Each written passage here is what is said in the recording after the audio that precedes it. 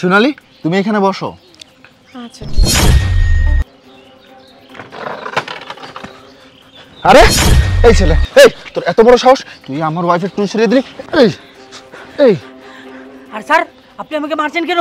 এই ছেলে, তোকে আমি মারবো না তো কি করবো? তোকে আমি আদর করবো। এই তুই দেখতে পাচ্ছিস আমার ওয়াইফ প্রেগনেন্ট, ও টুলে বসতে গিয়েছিল, তুই কেন টুলটা সরিয়ে দিলি? এই সরিয়ে দিলি কেন? এই স্যার বিশ্বাস করুন, আমার কোনো দোষ নেই। আমি যেটা করেছি না আপনার ওয়াইফের ভালোর জন্য করেছি। আরে স্যার, আপনি যা দেখেছেন ভুল দেখেছেন। এই ছেলেটা আপনার ওয়াইফের কোনো ক্ষতি করতে চায় নাই, উল্টা আপনার ওয়াইফকে আরো বাঁচিয়েছে। আপনার ওয়াইফের ক্ষতি চাই ওই যে ওই মেয়েটা, দেখেন পালাচ্ছে।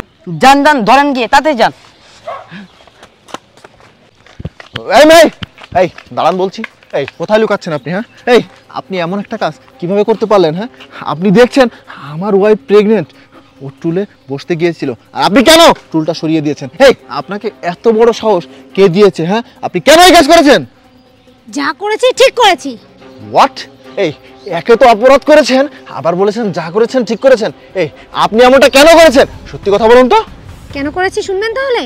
শুনেন।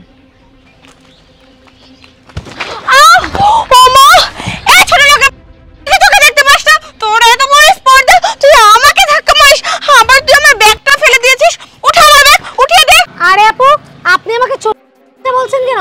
এভাবে বিহেভ কেন করছেন আপু? ভুলটা তো আপনার। আপনি রাস্তার মধ্যে ফোন চালাতে চালাতে হাঁটতেছেন, ধাক্কাটা তো আপনি খেলেন আপু। তাছাড়া আমি তো আপনাকে ধাক্কা দেই নাই।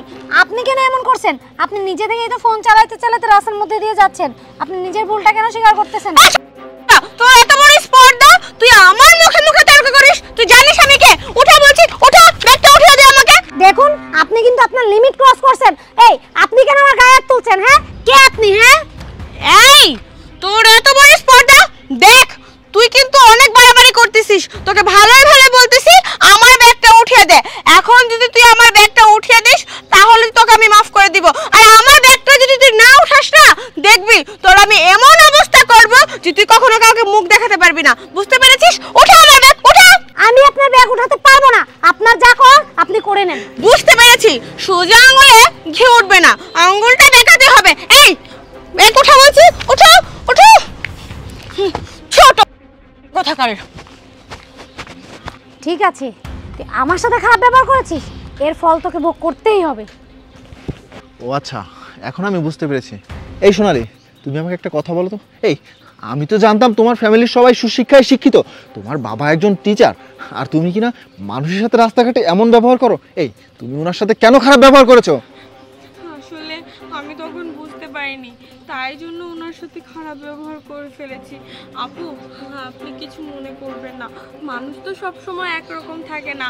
আমি তখন সিঙ্গেল ছিলাম, যা খুশি তা করতাম। এখন তো দেখেন আমার ভিতরে আরেকটা মানুষ বেড়ে উঠছে। এখন আমার ভুলগুলো আমি বুঝতে পারি যে আমি যদি এরকমভাবে মানুষের সাথে ব্যবহার করি তাহলে আমার সন্তানটাও এরকম হবে, আর যেটা মোটেও ভালো না। আর আপনাকে যদি আমি কোনো কষ্ট দিয়ে থাকি, আপনি আমাকে মাফ করে দিবেন। আমি এরকম ভুল আর কখনো করবো না। আর শোনো, তুমি আমাকে ক্ষমা করে দাও। দেখো সোনালি, একটা কথা মনে রাখবা, আমরা দিন শেষে সবাই মানুষ, কেউ হয়তো গরিব, কেউ হয়তো বড় লোক, তাই বলে মানুষের সাথে এরকম খারাপ ব্যবহার করা উচিত না। আপু, আমি ওর হয়ে আপনার কাছে ক্ষমা চাচ্ছি, আপনি ওকে ক্ষমা করে দেবেন। আর ভাই, আমি আপনাকে বলছি, আমি না বুঝে আপনার গায়ে হাত দিয়েছি, আপনি প্লিজ আমাকে ক্ষমা করে দিয়েন ভাই। আচ্ছা আচ্ছা ঠিক আছে, আমি আপনাকে ক্ষমা করে দিয়েছি। মানুষ মারতে ভুল হয়, আর আপনি যে আপনার ভুলটা বুঝতে পারছেন তাতেই অনেক। আচ্ছা ভাই, ঠিক আছে। আর আপু, আমি আপনাকে বলছি, আপনি ওকে ক্ষমা করে দিয়েন। আচ্ছা সমস্যা নেই ভাইয়া, আমিও আপুকে ক্ষমা করে দিয়েছি, কোনো ব্যাপার না। আচ্ছা ঠিক আছে। এই শোনো, তোমাকে আমি বলছি, শোনো, মানুষের সাথে কখনোই খারাপ ব্যবহার করবা না। দেখেছো, ছোট্ট একটা কারণে আজকে তোমার কত বড় একটা ক্ষতি হয়ে যেত। চলো এখন বাসায় চলো।